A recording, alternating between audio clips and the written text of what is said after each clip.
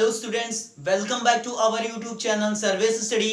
बच्चों, आज मैं आप सभी के लिए एक न्यू वीडियो लेकर आया हूं और इस वीडियो में हम बात करेंगे क्लास 12th फिजिक्स के first chapter electric charges and field की। यदि आपने मेरा प्रीवियस लेक्चर देखा होगा तो उस लेक्चर में हम चार्ज के बारे में बात कर चुके हैं, जिसमें हमने conservation of charge, charging by induction और क्वांटाइजेशन ऑफ चार्ज को डिस्कस किया है। तो आज का हमारा टॉपिक होगा कूलम्स लॉ।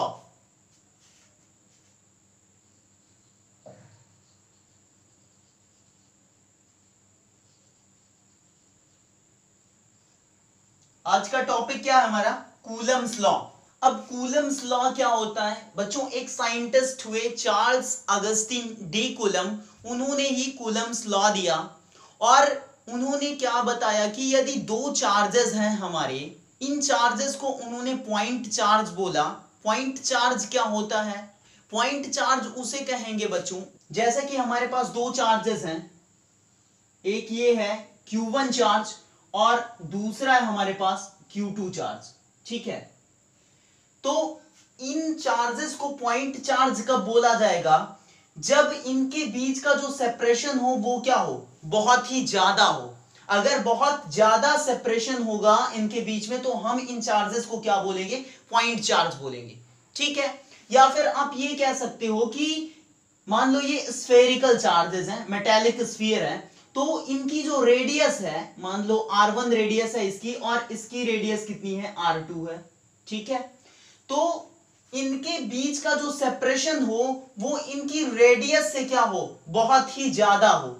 ठीक है, इनकी रेडियस के कंपैरिजन में ये जो सेपरेशन हो वो बहुत ही ज्यादा होगा, तो हम क्या बोलेंगे कि ये चार्जेस कैसे हैं? Point charge. या आप बोल सकते हो कि इनकी जो रेडियस हो वो बहुत ही स्मॉलर हो इन कंपैरिजन टू सेपरेशन। ठीक है, इन दोनों के बीच में जो सेपरेशन हो उससे इनकी रेडियस बहुत ही स्मॉल हो, तो हम इन चार्जेस को क्या बोलेंगे? Point charge. जैसे कि मान लो कोई दो चार्ज हैं बड़े से, और उन दोनों चार्जेस के बीच में जो सेपरेशन रख रहे हो, उनको जो सेपरेट कर रहे हो जिस डिस्टेंस से, वो अगर बहुत ही ज्यादा कर दोगे तो वो क्या लगेंगे? छोटे छोटे। सिंपली आप ये समझो कि जैसे क्या है, मून है, सन है, तो यहां से हमको क्या दिखाई देता है? बहुत ही छोटा दिखाई देता है। क्यों छोटा दिखाई देता है?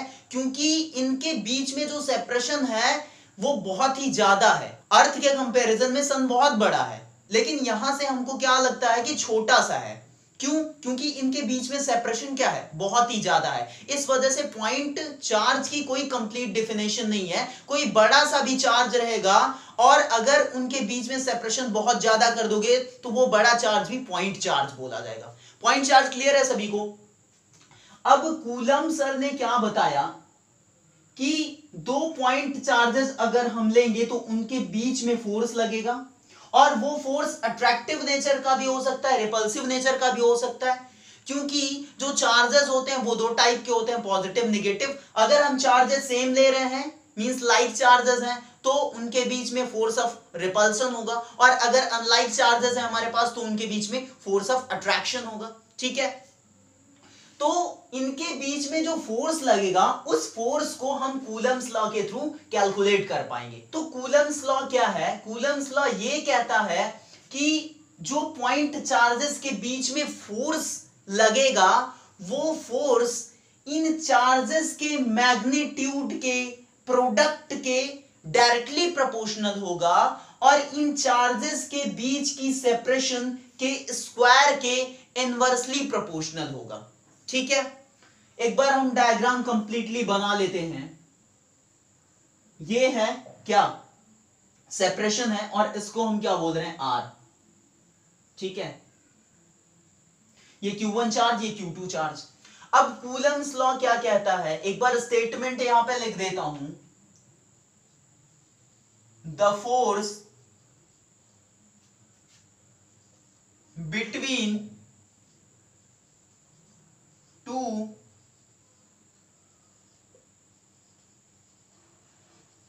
point charges is directly proportional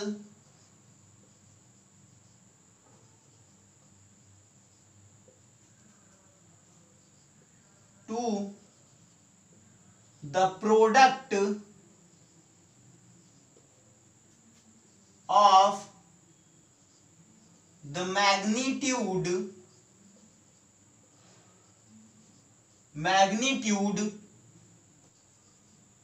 of point charges and inversely proportional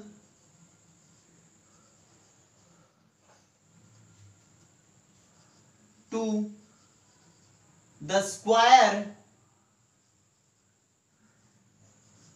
of the distance between them along the line joining of these two। ठीक है, the force between two point charges, दो पॉइंट चार्जेस के बीच में जो force होगा वो कैसे act करेगा बच्चों, वो डायरेक्टली प्रोपोर्शनल होगा किसके, product of the magnitude of the point charges, पहला पॉइंट। दूसरा पॉइंट ये इनवर्सली प्रोपोर्शनल होगा किसके, square of the distance between them, उन पॉइंट चार्जेस के बीच में जो डिस्टेंस होगी उसके स्क्वायर के इनवर्सली प्रोपोर्शनल होगा। दो पॉइंट हो गया। तीसरा along the line joining of these two. ठीक है, मतलब कि ये जो Q1 Q2 चार्ज ले रहे हैं इसके प्रोडक्ट के डायरेक्टली प्रोपोर्शनल होगा और जो ये सेपरेशन है इस सेपरेशन के स्क्वायर के इनवर्सली प्रोपोर्शनल होगा। क्या, जो फोर्स इसके बीच में लगेगा। ठीक है, तो पहले पॉइंट के अकॉर्डिंग क्या होगा, F is directly proportional to Q1 and Q2। दूसरा पॉइंट क्या कह रहा है कि F is inversely proportional to R square, यही कह रहा है। इन दोनों को अगर कंबाइन करेंगे, दोनों को अगर कंबाइन कर दिया तो क्या मिलेगा, F is directly proportional to Q1 Q2 upon में R स्क्वायर। और यहां पे हम एक कांस्टेंट ले आएंगे, प्रोपोर्शनलिटी हटाएंगे तो क्या हो जाएगा, F is equals to K Q1 Q2 upon में R स्क्वायर। ठीक है, ये क्या हो गया, कूलम्स लॉ हो गया। ठीक है, ये फोर्स है इन पॉइंट चार्जेस के बीच में जो लग रहा है। एक बात और बच्चों जो मैंने यहां पे अंडरलाइन करी है, along the line joining of these two, इसका क्या मतलब है, इसका मतलब ये है ये जो सेपरेशन वाली लाइन है इसी लाइन के अलोंग में फोर्स अप्लाई होगा बच्चों। ठीक है, अगर ये दोनों चार्जेस अनलाइक हुए तो कैसा होगा फोर्स, अट्रैक्टिव, एक दूसरे को अट्रैक्ट करेंगे। और अगर लाइक चार्जेस हुए तो एक दूसरे को रिपेल करेंगे। तो रिपेल जो करेंगे ना वो क्या करेंगे, इसी लाइन के अलोंग में करेंगे। ऐसा नहीं है कि इधर चले जाएंगे इधर चला जाएगा फोर्स, इधर एक्ट करने लगेगा इधर एक्ट करने लगेगा, रिपल्सिव फोर्स, ऐसा नहीं होगा। ठीक है, इसी लाइन के अलोंग में ये क्या करेंगे, रिपल्सन होगा, इसी लाइन के अलोंग में रिपल्सिव फोर्स वर्क करेगा। ठीक है, इसका मतलब यही है along the line joining of these two. ठीक है, क्लियर है सभी को। ठीक, तो इसको हम इरेज कर देते हैं और अभी ये हमारा कंप्लीट नहीं हुआ है, इसको थोड़ा सा और आगे बढ़ाना है। बच्चों एक्सपेरिमेंटल वैल्यू जो होती है K की वो कितनी होती है, 9 इंटू 10 टू द पावर 9। ठीक है, ये होती है एक्सपेरिमेंटल वैल्यू और इसकी यूनिट क्या होगी, न्यूटन मीटर स्क्वायर पर कूलम स्क्वायर। ठीक है, अगर यूनिट यहां से निकालोगे आप तो क्या हो जाएगा, F इंटू आर स्क्वायर, तो न्यूटन इंटू मीटर स्क्वायर और ये Q1 Q2 नीचे चले जाएंगे तो पर कूलम स्क्वायर। ठीक है, तो ये इसकी वैल्यू हो गई K की बाय द एक्सपेरिमेंट। ठीक है, तो यहां से हमारा F क्या हो जाएगा, F is equals to 9 into 10 to the power 9 Q1 Q2 by R square. एक बात और यहाँ पे पता चलती है बच्चों कि ये जो k है उसको हम क्या लिख सकते हैं, k is equals to 1 upon में 4 पाई एप्सिलॉन नॉट लिख सकते हैं। ये क्या है, ये है हमारा परमिटिविटी ऑफ फ्री स्पेस। इसको क्या बोलेंगे,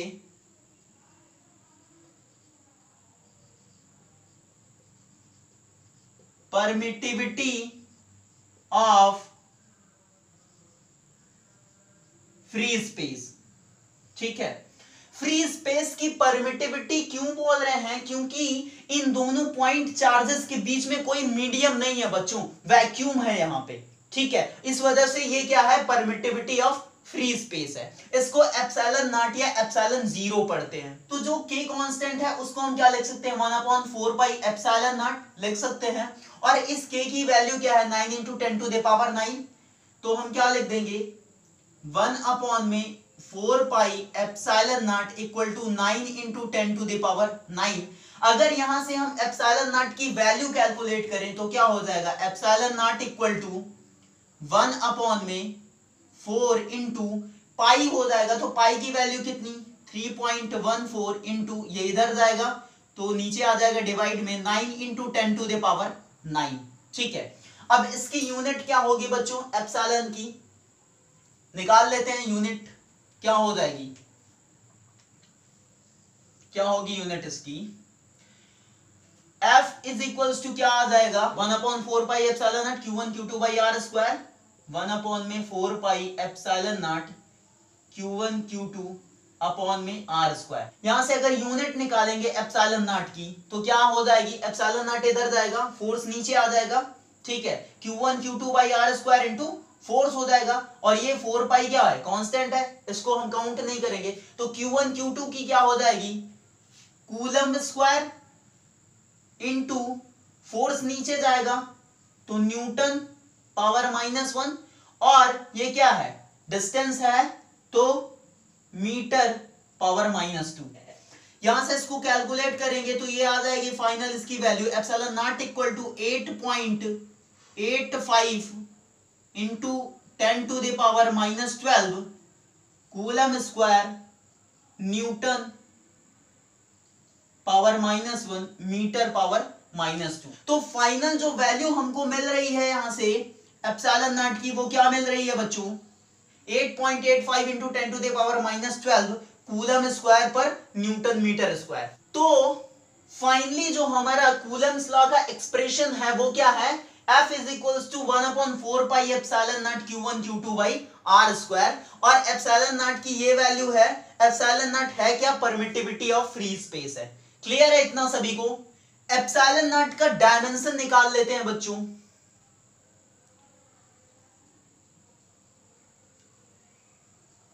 डायमेंशन ऑफ एप्सिलॉन नॉट कैसे निकालेंगे, यहां से एप्सिलॉन नॉट की अगर वैल्यू निकालें तो क्या हो जाएगा, 1 अपॉन में 4 पाई Q1 Q2 अपॉन में F इंटू R स्क्वायर।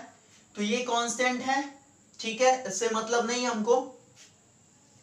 क्या हो जाएगा, Q1 Q2 का क्या होगा, चार्जेस हैं तो चार्जेस का डायमेंशन क्या होता है बच्चों, Q इक्वल टू क्या होता है, I इंटू टी, और I का क्या हो जाएगा डायमेंशन, एम्पियर, और टाइम का T। तो चार्ज का क्या हो जाएगा, AT रख देते हैं। चार्ज कितने हैं, 2 हैं, तो क्या हो जाएगा इसका A इंटू टी का स्क्वायर ऊपर, और नीचे क्या है, फोर्स है, तो फोर्स का क्या होता है, ml t पावर -2, और क्या है, डिस्टेंस का स्क्वायर, तो क्या हो जाएगा l पावर 2। ठीक है, तो फाइनली इसका जो डायमेंशन आएगा वो क्या आ जाएगा, m पावर -1 ऊपर जाएगा। L कितना है बच्चों, L एक ये है और ये L स्क्वायर, तो L क्यूब हो जाएगा, और ऊपर जाएगा तो L पावर -3 हो जाएगा। T के पावर क्या हो जाएगा, 2T निगेटिव में यहां पे है, ये ऊपर जाएगा तो पॉजिटिव हो जाएगा, और 2T ये रहेगा क्योंकि बाहर स्क्वायर लगा है, तो T के पावर क्या हो जाएगा 4। उसके बाद क्या बच रहा है हमारा, MLT हो गया, A बच रहा है, तो A का क्या हो जाएगा स्क्वायर। तो फाइनली जो एप्सिलॉन नॉट का डायमेंशन आएगा वो क्या हो जाएगा, m power -1 l power -3 t power 4 a के पावर 2। क्लियर है सभी को। अब बच्चों अगर इन पॉइंट चार्जेस के बीच में हम मीडियम रख देते हैं, कोई सा भी मीडियम अगर रख दे रहे हैं, तो उसके लिए हमारा एक्सप्रेशन चेंज हो जाएगा। ये जो एप्सिलॉन नॉट है वहां पे क्या हो जाएगा, f is equals to 1 upon में 4 पाई एप्सिलॉन हो जाएगा और Q1 Q2 by R square, ये सेम रहेगा। ठीक है, ये एप्सिलॉन क्या है, ये है एब्सोल्यूट परमिटिविटी ऑफ मटेरियल या फिर मीडियम। मीडियम की ये क्या है, एब्सोल्यूट परमिटिविटी है, और ये क्या है, परमिटिविटी ऑफ फ्री स्पेस। तो अगर हम पॉइंट चार्जेस के बीच में वैक्यूम की बात करेंगे या फिर एयर की बात करेंगे तो एप्सिलॉन नॉट, अगर मीडियम की बात कर रहे हैं तो एप्सिलॉन। तो उसके लिए हमारा ये एक्सप्रेशन हो जाएगा कूलम्स लॉ का। ठीक है, क्लियर है सभी को।